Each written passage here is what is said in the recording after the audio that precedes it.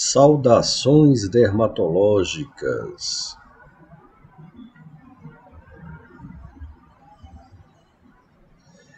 Meu nome é Tiago Gondim, eu sou médico dermatologista, coordenador da pós-graduação em dermatologia do Colégio Brasileiro de Medicina e Saúde, e hoje estamos aqui para dar continuidade ao nosso curso de histopatologia dermatológica ou dermatopatologia, já em nossa 11ª aula.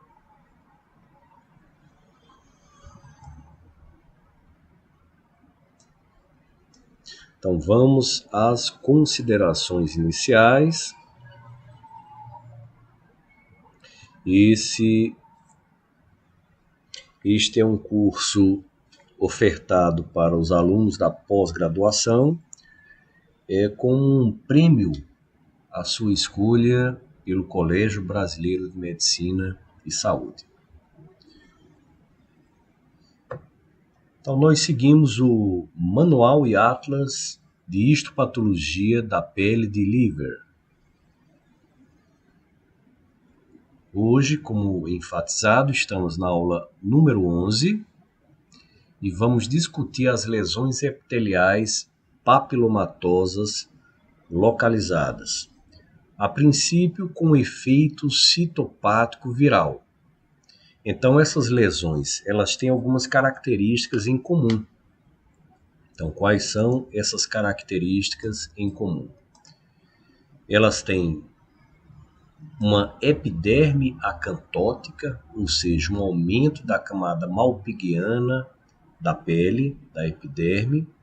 As células que são afetadas, chamadas de coilócitos, eles assumem uma formatação com vacúolos, as células se tornam diferentes, vacuoladas, e a camada granulosa, ela se torna espessada, e a quantidade de grânulos dessas células são aumentados.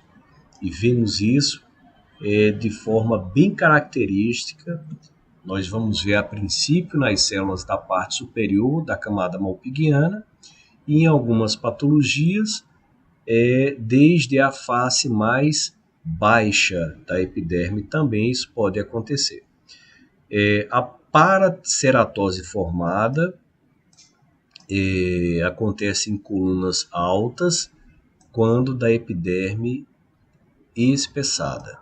Então vamos à primeira patologia, que é a verruga vulgar. Então a verruga tão conhecida por nós, dermatologistas, e que é uma patologia provocada pelos HPVs, os vírus do papiloma humano. Então são patologias que começam por pápulas. Essas pápulas, elas em geral se mostram elevadas, no caso da verruga vulgar. Elas são circunscritas, muitas vezes são únicas, muitas vezes são múltiplas, e que podem, inclusive, no caso da verruga vulgar, coalescer. Elas mostram pápulas firmes. As superfícies dessas lesões são superfícies hiperceratóticas, ou seja, com aumento da camada córnea, e temos um movimento de papilomatose. Então, veremos que, além das pápulas, na clínica nós teremos na histologia a formação papilomatosa. Como informado, elas podem ser isoladas, elas podem ser em grupo e acometem principalmente as faces dorsais dos dedos e a face dorsal das mãos. Então vejamos algumas fotografias. Aqui nós temos uma pápula, que é uma pápula firme, endurecida. Essa pápula tendo ali o seu teto, a sua cobertura, como estrutura verruciforme, de forma verrucosa. Aqui vemos alguns pontos de trombose vistas ali na papila, vasos trombosados. E essa verruga ela pode inclusive sangrar. No sangramento, ela facilita a autoinoculação do vírus com o aumento do número de lesões. É o que chamamos de pseudo-Kibner. Na realidade, não é um Kibner real, é um processo de autoinfecção. Acometendo o dorso dos dedos, dorso da mão, são as regiões principalmente acometidas. Temos aqui uma pápula com o teto verrucoso. E na histologia nós temos alguns pontos importantes. Então, como falamos anteriormente, a acantose é importante nessas patologias. Nós temos um movimento de cristas alongadas, as cristas são alongadas, e na periferia das lesões, na periferia, essas cristas são dobradas para dentro, né, num processo de arborização. Então termina que parece ali com a formação de uma árvore, porque essas cristas elas se dobram para dentro. Então, cristas alongadas, dobradas para dentro. Temos focos de células vacuolados, essas células que são atingidas, que são infectadas, elas formam focos de células vacuolados localizadas no extrato malpighiano superior.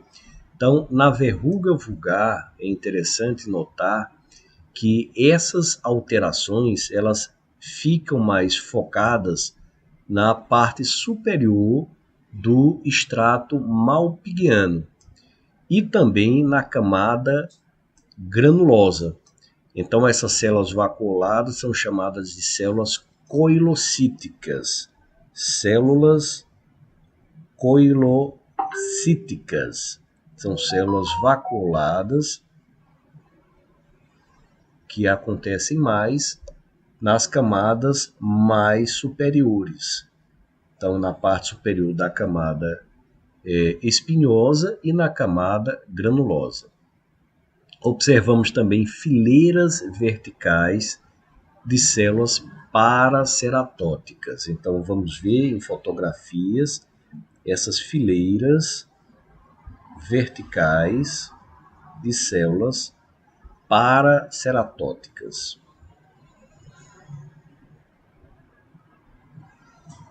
E aqui vemos que esses coilócitos, essas células vacuoladas, elas apresentam, na verruga vulgar, elas apresentam pequenos núcleos redondos. Pequenos núcleos redondos. Profundamente basófilos. Vamos ver isso nas histopatologias. E essa célula, esse coilócito, que tem um pequeno núcleo redondo e basófilo, tem ao redor um halo claro. Um halo claro, e o citoplasma ele é pálido. O citoplasma se mostra pálido. Então vejamos essas características na histopatologia. Então vejam aqui que bela fotografia de histopatologia, onde a gente tem uma verruga vulgar. Está aí o endereço eletrônico para se atingir a fotografia, onde há diversas outras fotografias belíssimas também. Então nós observamos aqui, a princípio, essa parte mais eosinofílica, que é a derme, e aí nós temos acima da derme, nós vamos ter a camada epidérmica. Então acima dessa linha vermelha, nós temos a epiderme e abaixo nós temos a derme. Então, vejam que não existe nenhum processo inflamatório importante, mas nós temos uma alteração nessa parte mais basofílica, ou seja, nessa parte mais celular, de células vivas, digamos assim. E a parte córnea mais eosinofílica. Então, vejamos que aqui nós conseguimos ver uma papilomatose. Então, as papilas, elas conseguem entrar mais na epiderme. Como também vemos que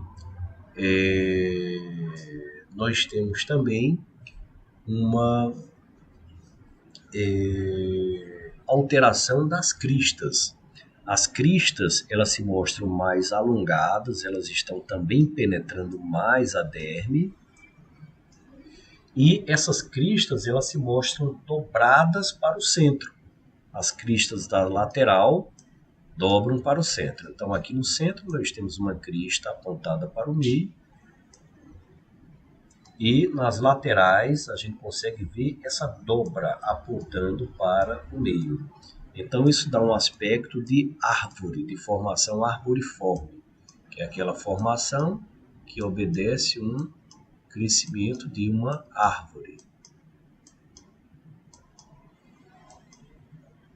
Formação arboriforme.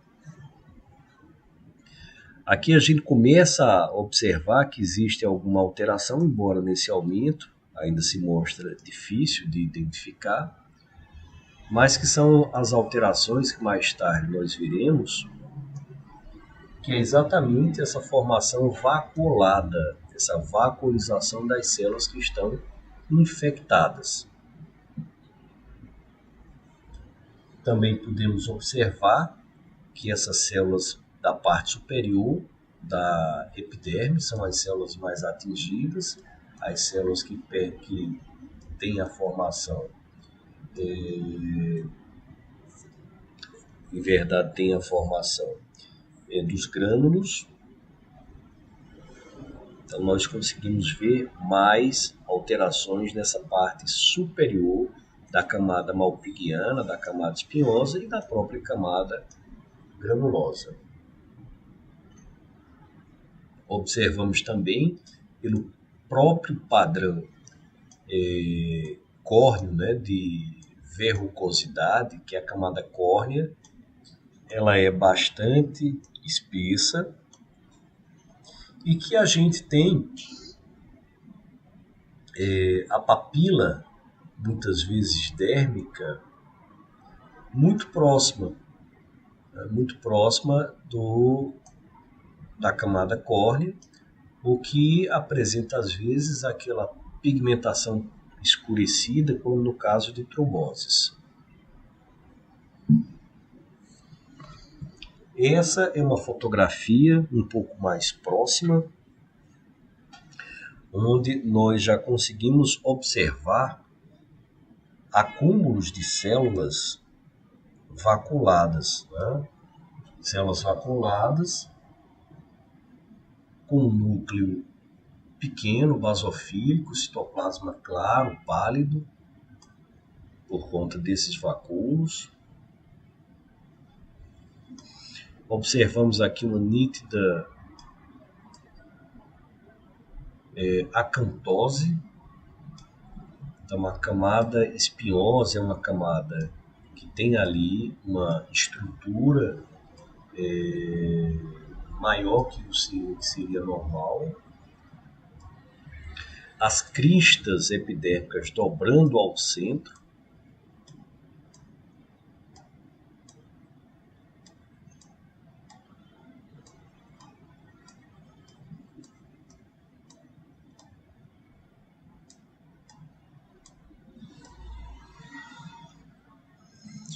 E uma grande camada córnea. Uma grande camada córnea.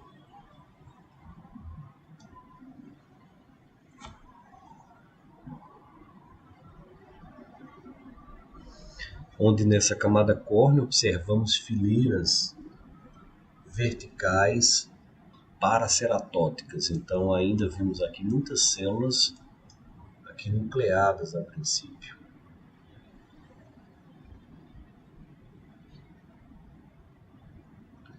Então vamos aproximar um pouco mais. Bom, aqui nós conseguimos ver essas fileiras paraceratóticas verticais. Essas células, elas entram na camada córnea ainda com a nucleação. Então temos um processo de paraceratose. E aí observamos bem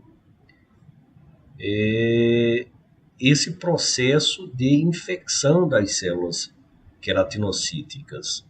Então temos aqui células com núcleo pequeno, basofílico, e ao redor um citoplasma claro.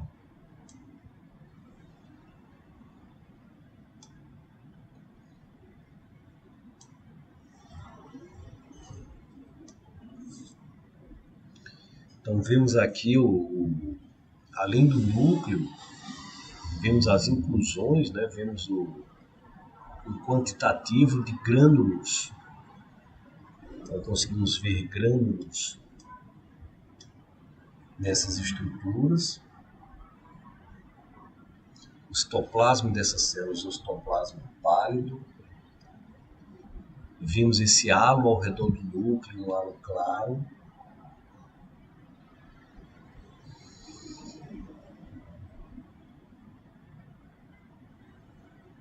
Dentro desse processo de acantose. Uma aproximação maior, onde a gente vê o citoplasma claro, o núcleo basofílico,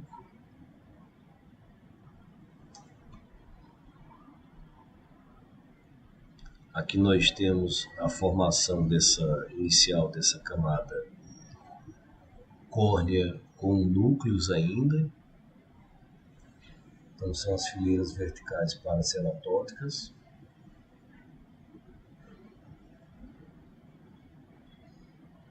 A vacuolação dessas células é importante achado que fala sobre essa infecção do queratinócito.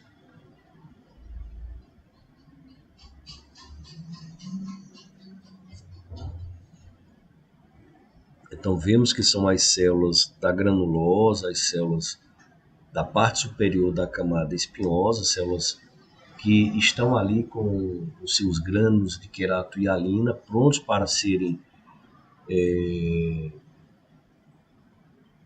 utilizados na formação do envelope corneificado. E aí o que está acontecendo aqui é uma grande corneificação, uma grande formação de córnea. Então vejam o núcleo basofílico, diversos grânulos na célula, no citoplasma pálido, a célula com vacúolos, né, células vacuolizadas. Isso vai reverter também em algumas situações a formação de córnea em cistos.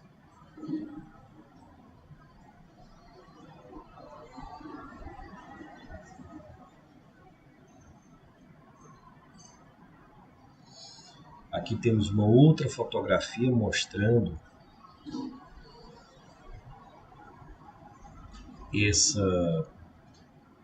essas estruturas de formação, tanto da parte superior vacuolizada, com a formação dos coilócitos, como também da camada córnea. Então, aqui mostrando a importância do conhecimento histológico, né, de onde é a agressão do vírus, quer dizer, onde essa agressão se torna mais observável.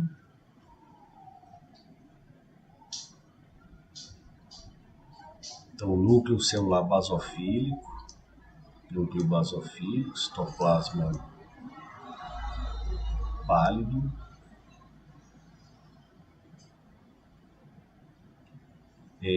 As inclusões, elas já se mostram aqui eosinofílicas.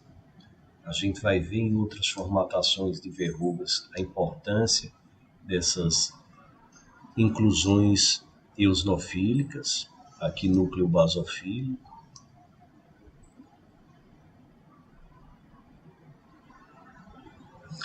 Aqui a amostra, desde lá da derme, então a papilomatose, a crista, que é mais alongada, a formação da córnea em fileiras verticais paraceratóticas. Então, vimos aqui no início que esse início é paraceratótico.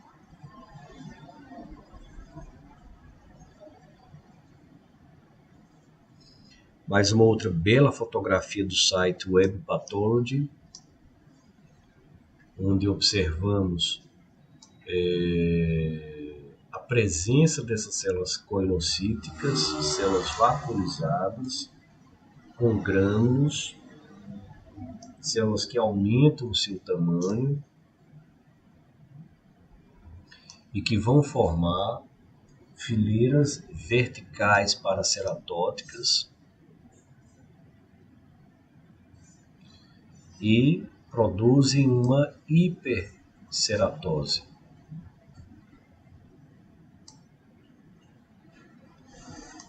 Aqui vemos fileiras verticais paraceratóticas.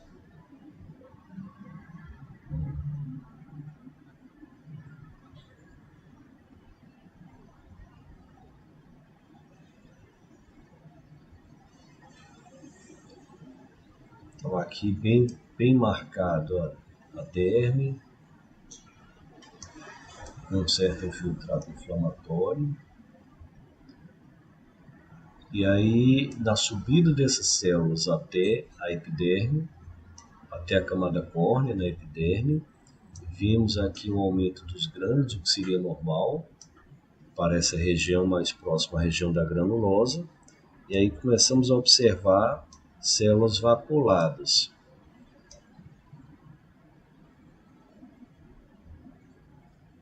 Então, as cristas mais pronunciadas, movimento de papilas que sobem, cristas que descem.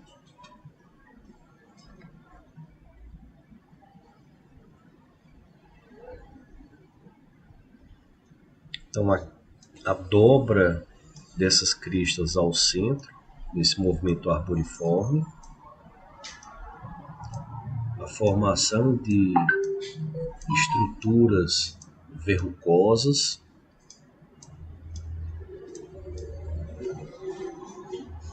A observação das células coilocíticas. Isso é bem característico, essas células na camada granulosa e na parte superior da camada espinhosa. Uma paraceratose vertical.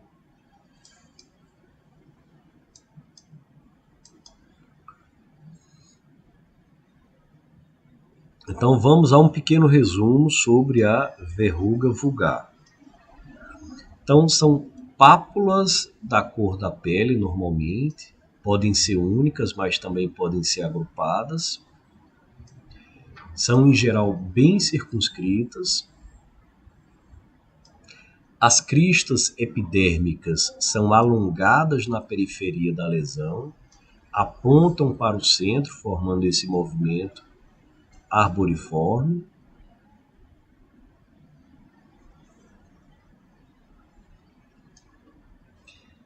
Fileiras verticais de células paraceratóticas nas cristas de elevação, papilomatosas, na dita rete Malpighi.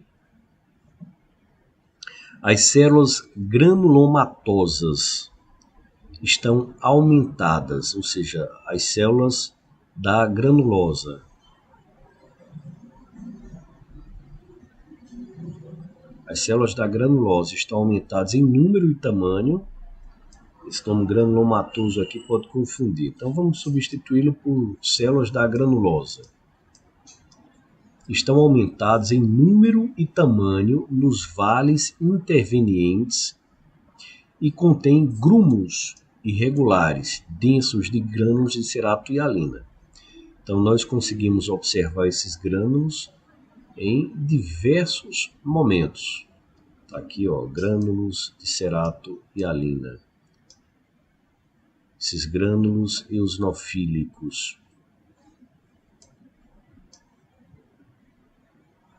Grânulos de cerato-hialina. Aqui mais basofílicos.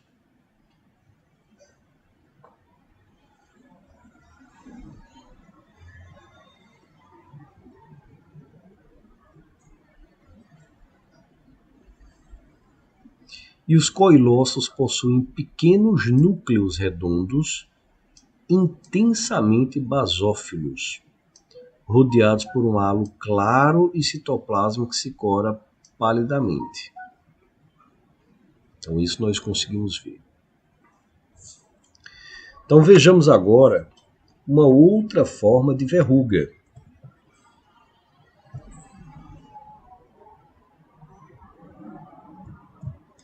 Vejamos agora, aqui ainda a verruga vulgar, a última fotografia. Núcleos bem basofílicos, pequenos. Aqui a célula, né, com halo ao redor. Célula que se cora mais palidamente.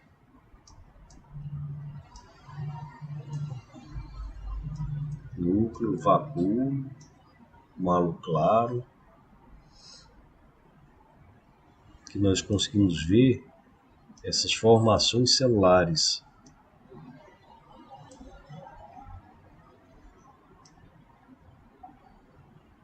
Então, núcleo, citoplasma, né?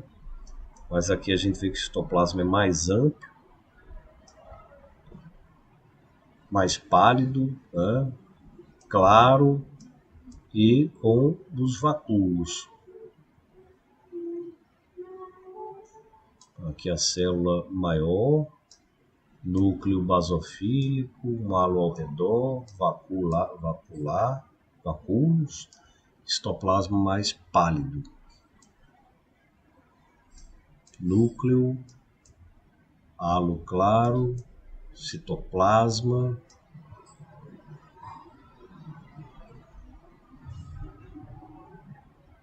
núcleo. Aqui a gente marca o citoplasma aqui, mas esse citoplasma é mais amplo.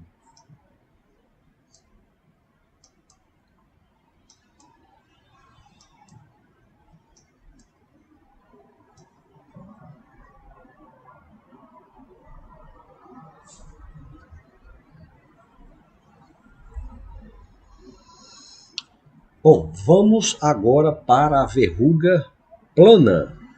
Verruga plana. Então a gente vai ver muita similaridade, né?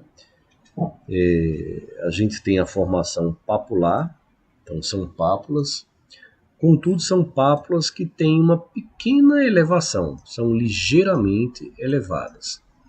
São achatadas, lisas. Uma característica interessante delas é a hiperpigmentação, então ela pode ser hiperpigmentada. Afetam geralmente face, muito comum em crianças na face, e dorso das mãos. E podem ter quadros extensos, com grande movimentação e grande aparecimento de lesões. Vejamos algumas fotografias. Então vejam aqui que diferente da verruga vulgar, o seu teto não é verrucoso, é um teto liso. Já ali tentando uma verrucosidade, mas é liso.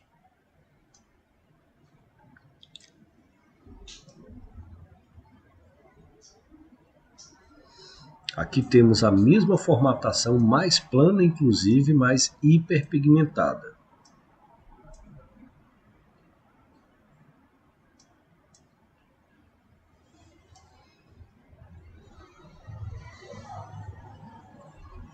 Mesma formatação.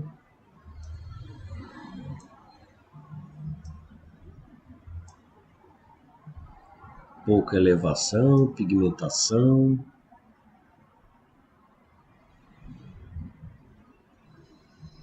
Aqui nós temos pápulas menores, um pouco mais elevadas, mais espiculadas.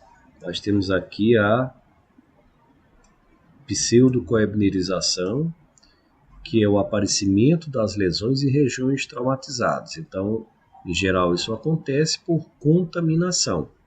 O sangue aqui, ele pode ter levado contaminação. A lesão, a erosão pode ter levado contaminação aos queratinócitos por transferência viral. Aqui mostrando em dorso da mão. E aqui uma belíssima fotografia mostrando as pápulas lisas da cor da pele que poderiam ser pigmentadas, principalmente em face, mas aqui no antebraço. Uma perna, parece uma perna.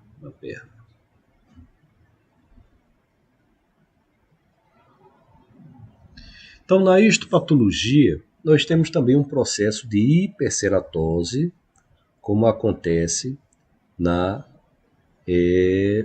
verruga vulgar. Contanto, essa hiperceratose, ela é menos pronunciada. Ela não tem, menos pronunciada eu diria porque não existe aquele processo de papilomatose tão importante. Então nós temos inclusive uma acantose, mas essa acantose sem uma papilomatose, ou com um leve alongamento de cristas epidérmicas. Então não tem a papilomatose, mas pode ter um leve alongamento das cristas epidérmicas. Característica importante é não ter a paraceratose, então não tem paraceratose, ou isso não é importante, e não tem a papilomatose, ou isso não é importante. O processo de vacuolização é difuso na parte superior da camada malpighiana e granulosa, da mesma forma que a gente vê na verruga vulgar, e as células podem estar aumentadas em até o dobro. As células estão aumentadas em até o dobro. Os núcleos das células afetadas, ou seja, as células vacuoladas, estão no centro da célula e são basofílicos, como vimos também na verruga vulgar. Então, núcleo central e basofílico.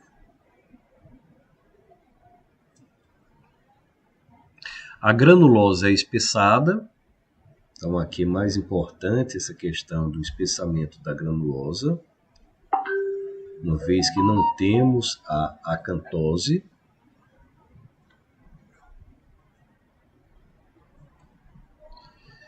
E esse espessamento ele é uniforme, e a camada córnea tem aspecto de trançado de cesta. Então, além de não termos a paraceratose, nós temos um formato de cesta ou de cesto. Isso em virtude da vacuolização dessas células córneas, e a derme se mostra normal. Então, vejamos algumas fotografias da histopatologia. Então, já diferente do que a gente viu na verruga vulgar, nós aqui temos uma camada espinhosa mais condizente com o que seria normal.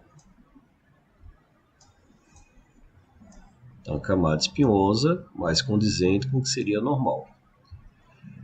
E diferente da camada córnea que vimos na verruga vulgar, onde teríamos paraceratose, Aqui nós não temos paraceratose, temos essa formatação em cesto, trançado de cesto. Então, vemos isso aqui, trançado de cesto. E vimos nas camadas superiores, na parte superior da espinhosa e na camada granulosa, nós vimos as células vacuoladas, com essa camada granulosa mais espessada. Camada granulosa mais espessada. Já conseguimos aqui ver esses núcleos mais centrais nas células vacuoladas, núcleo basofílico.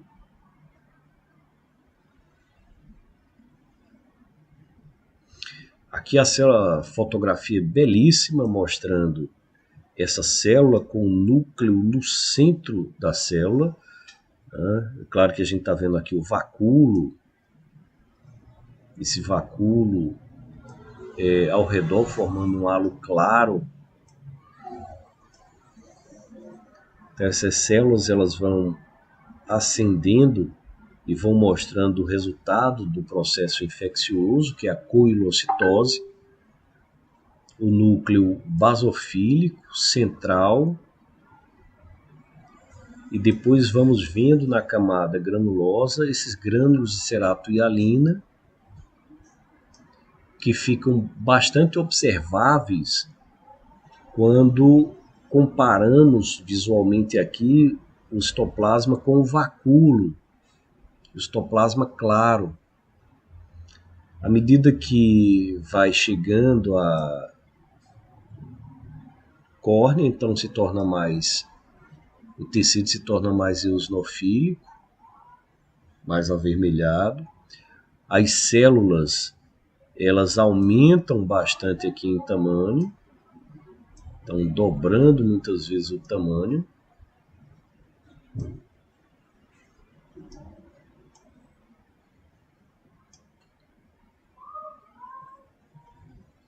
Não observamos paraceratose e observamos esse aspecto em cesto ou em cesta, granulosa espessada.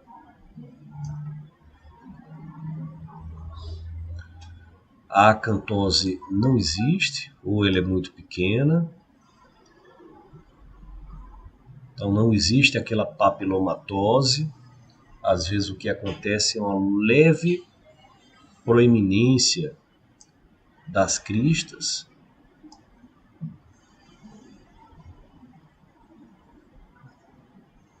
Aqui numa fotografia mais aproximada. Voltando aqui à primeira, lendo aqui o que tem no slide, ortoqueratose. Ortoqueratose é o contrário da paraqueratose, ou seja, a ausência de núcleos. Ele diz ainda, ele consegue ver uma leve papilomatose e uma leve acantose. E, usualmente, mínima paraqueratose ou ausência de paraqueratose. Então, a gente discutiu inicialmente que não haveria paraqueratose, mas esse autor viu uma leve ou uma mínima paraqueratose ou ausência de paraqueratose. Vê, às vezes, uma leve papilomatose ou uma leve acantose. Aqui já mostra a hipergranulose e os coilócitos numerosos na parte superior da epiderme. E nessa última fotografia, dessas três, ele informa que a regressão da lesão pode ser acompanhada por uma resposta linfocítica e apoptose de queratinócitos. Aqui o que nós vemos na fotografia são as células coilocíticas, vacuoladas, com núcleo central, basofílico, as vacuolações, a córnea em cistos, e o grande quantitativo de grânulos nessa parte superior da camada espinhosa e da própria camada granulosa. Nessa fotografia nós observamos realmente que há uma normalidade aqui na espessura da espinhosa, então sem acantose, mas observamos grande quantidade de células coilocíticas, observamos também a camada córnea em cesto, a normalidade da derme.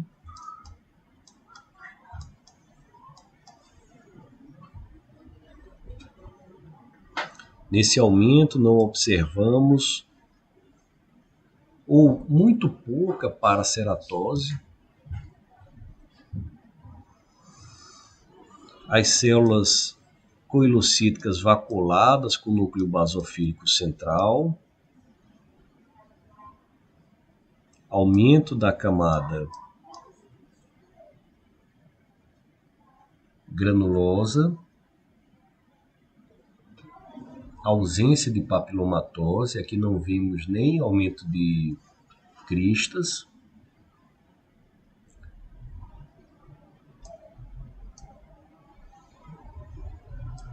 Tem uma pequena hiperceratose.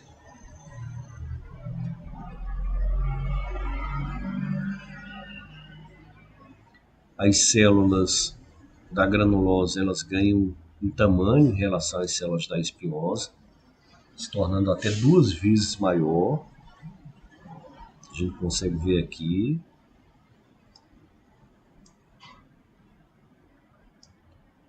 As células maiores, com núcleo central basofílico, com muito grânulo, com vacúolo. O aumento dessa camada granulosa. As células também aumentadas, então muito desse aumento da granulosa se dá pelo aumento das células da granulosa. Então, em termos de resumo, o que temos aqui? Então, múltiplas pápulas lisas, individualizadas, então elas não coalescem normalmente. Pode ser da cor da pele ou pigmentadas. Os arranjos lineares, o que a gente chama de pseudo-Kibner, que é um processo de infecção, de autoinfecção. A acantose irregular, que na realidade, isso quando ela acontece, mas em geral essa acantose ela tende a ter normalidade da espinhosa, então sem acantose. Um proeminente efeito citopático viral com a formação dos coilócitos, então vacuolização, aumento do tamanho dessas células, principalmente na camada granulosa, núcleo bastante basofílico e no centro da célula e, mais uma vez, a camada granulosa proeminente. Aqui colocaria também uma hiperceratose sem paraceratose, uma hiperceratose em cesta ou cesto. Mais uma fotografia, última aqui da verruga plana. Então, vemos até que em alguns momentos existe realmente a possibilidade de um pequeno aumento da camada espinhosa, o que pode ser considerada uma acantose irregular. E a camada córnea em cesto, sem paraceratose, ou se tem, muito pequeno. Camada granulosa aumentada, as células aumentadas, com grânulos aumentados. A parte superior da espinhosa com acometimento de células vaculadas, né, os coilócitos. E uma derme normal. No processo de cura, podemos ter um processo de inflamação com infiltrado linfohistiocytário. Então, para finalizarmos as verrugas, vamos à verruga plantar, né? Verruga plantar ou verruga palmo-plantar. São verrugas mais profundas. E aí a gente tem uma diferença já em relação à verruga vulgar, que também acomete palmas e plantas. A diferença é que essa verruga vulgar, elas coalescem mais, elas são mais superficiais, elas tendem a apresentar, inclusive, o processo de vegetação, de verrucosidade, melhor dizendo, mais facilmente. Então, essa verruga palmo-plantar, inclusive, ela tem a formação pelos HPVs diferente. Geralmente é causada pelo HPV1, enquanto a verruga vulgar pelo HPV 2 e 4. Ela também é conhecida por mirmécia, né, que é o formigueiro, ou verruga de inclusão. Então, essa é uma verruga que fica mais protegida, fica mais profunda, de difícil tratamento, inclusive. É uma verruga que, em geral, vem associada à dor e a uma região mais inflamada, às vezes com inchaços, com vermelhidão. Podem ser múltiplas, sim, mas não coalescem, como no caso das verrugas em mosaico, que é a verruga vulgar. Podem até ter uma proximidade, mas esse processo de coalescência é mais comum com as verrugas em mosaico. Então, essas verrugas em mosaico, causadas pelo HPV 2 e 4, são verrugas vulgares. Então, ela geralmente vem com a cobertura por uma calosidade espessa, o que a difere da verruga vulgar, que em geral não tem essa calosidade. Então, a verruga palmo-plantar é aquela verruga que faz mais diagnóstico diferencial com os calos, com as calosidades. Então, aqui a gente não tem a visualização, embora aqui pareça ter um pouquinho, mas não temos aquela visualização de verrucosidade. Temos um processo endurecido, doloroso, que parece realmente um calo, e numa região até aqui de um calo. Aproximando, nós podemos ver que existe ali uma massa acima da verruga, uma massa de camada córnea, formando uma calosidade. Então, é óbvio que não teríamos uma formação de calos dessa maneira, então, quando são múltiplas, facilita o diagnóstico, mas quando ela é única, fica mais difícil de fazer o diagnóstico diferencial com calo. Aqui a gente tem as verrugas ainda em separado. Podemos dizer que existe uma certa coalescência, mas não da forma da verruga em mosaico, que é essa verruga que a gente consegue ver bem a verruga, a vegetação, a verrucosidade, elas coalescem bastante, não temos aquela massa queratinosa acima, né, geralmente, o que torna essa verruga, inclusive, mais fácil de ser tratada. É como se houvesse uma superficialização do quadro.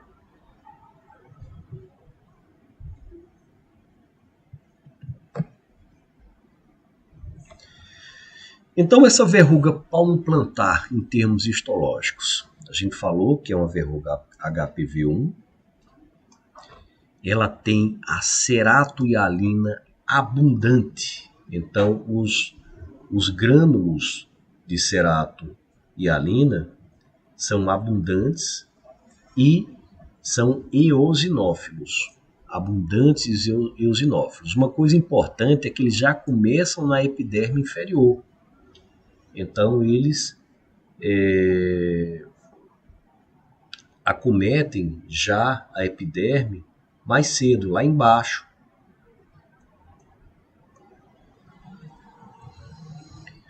O citoplasma de muitas células contém numerosos grânulos, então a gente colocou aqui que a ceratoialina é abundante e eosinofílica, que aumentam com a subida da célula. Então, quanto mais a célula sobe, mais vai ter ceratoialina, mais vai se tornar essa célula de inclusão, né? Que esses grânulos eles vão coalescendo, né? Os grânulos eles vão coalescendo e formando esse corpo de inclusão, o corpus de inclusões, que são corpos homogêneos, mas de forma irregular. Homogêneo e de forma irregular. Algumas células do extrato córneo, ou seja, algumas células da camada do extrato espinhoso, melhor dizendo, ou seja, algumas células da camada espinhosa superior, têm núcleos vacuolados, ou seja, além do citoplasma, o núcleo é vacuolado e contém um pequeno corpo de inclusão eosinofílico intranuclear. Então, corpo de inclusão eosinofílico intranuclear, além do seu nucleolo redondo, que é basofílico. Então, esses dois, inclusive, desaparecem com o evoluir, quer dizer, com a ascensão da célula, quando esse núcleo ele se apequena e fica também basofílico. Então, é uma característica também importante que o núcleo ele parece ser vacuolado, né? O núcleo se torna vacuolado dessas células mais superiores da camada espinhosa. Ele é vacuolizado, vacuolado, contém esses pequenos corpos de inclusão eosinofílicos, intranucleares e além do seu nucleolo basofílico. E com a evolução, os dois desaparecem porque o núcleo também se apequena e se torna basofílico. Então vejamos aqui algumas fotos. A gente já vê uma camada córnea bastante espessa acima da lesão. Vemos células vacuoladas, ou seja, vemos início de alterações mais cedo, né, já nas faces mais baixas da epiderme. E esse processo de formação de células vacuoladas agora com corpos de inclusões eosinofílicos. Então vemos aqui que as células elas estão alteradas mais baixo, né, mais cedo.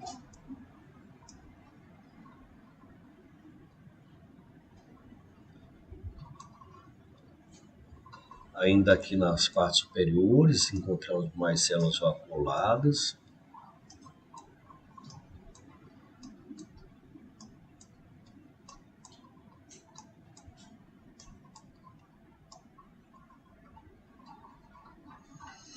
Aqui nós temos as células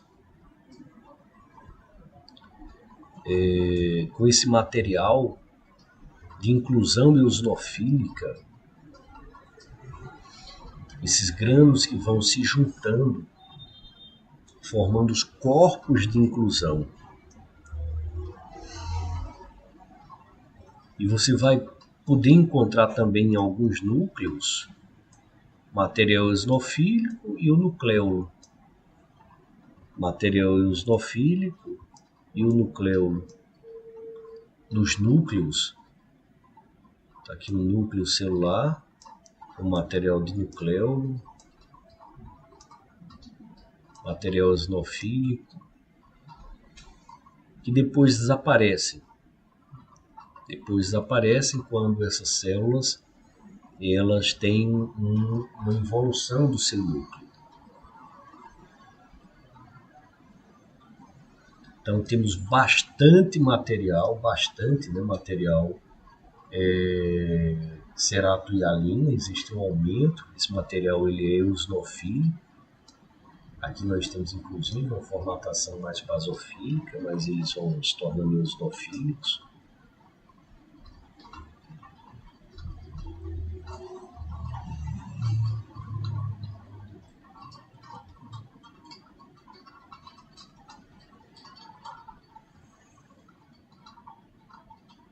Aqui vemos bastante esse material eosinofílico. Núcleo celular com nucleus.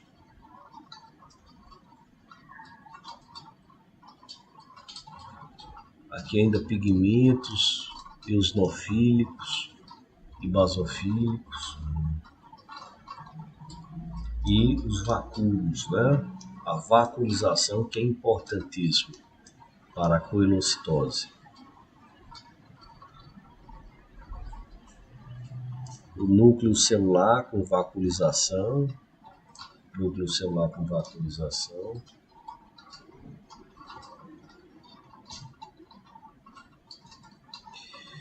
Então, em resumo, essas lesões são nódulos hiperceratóticos mal definidos e dolorosos. Dolorosos porque aquele material termina se tornando ali um corpo endurecido que machuca a derme, né, os terminais nervosos. A papilomatose e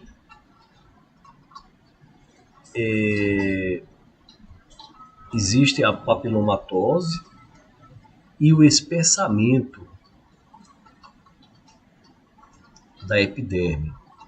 Então, às custas do extrato córneo espessado. Grandes corpos de inclusão de forma irregular, são corpos homogêneos no citoplasma dos ceratinócitos afetados. E aí, no resumo, colocaríamos também essa formação, né, mais cedo, acontece mais cedo da coelocitose, níveis mais baixos da epiderme. Essas células chegam com muitos grânulos eosinofílicos já nas partes mais superiores, então atingindo aí a camada granulosa, as partes mais superiores também da espinhosa. Esses corpos de inclusão, eles são formados pela ceratohialina e nós temos uma característica homogênea dos mesmos. O núcleo basofílico e também inclusões e vacuolizações do núcleo celular podem ser substituídos e são substituídos por uma regressão desse núcleo. Então, mais uma vez, uma fotografia bela mostrando aqui faces níveis mais baixos da epiderme sendo acometidos por essas células coelocíticas. Então, a vacuolização das células chegando em níveis mais altos, até nesse caso aqui tomando parte ainda na formação da camada córnea, que até se mostra aí com paraceratose nessa fotografia.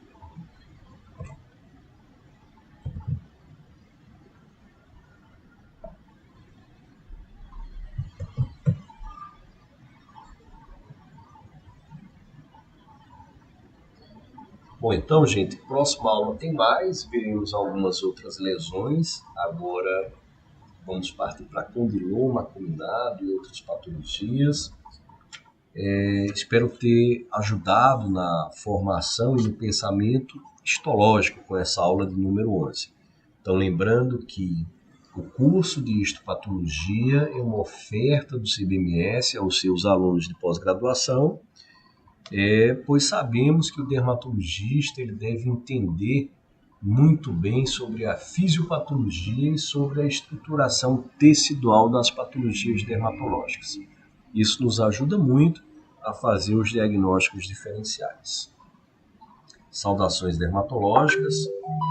Meu nome é Tiago Gondim e me despeço até a próxima aula.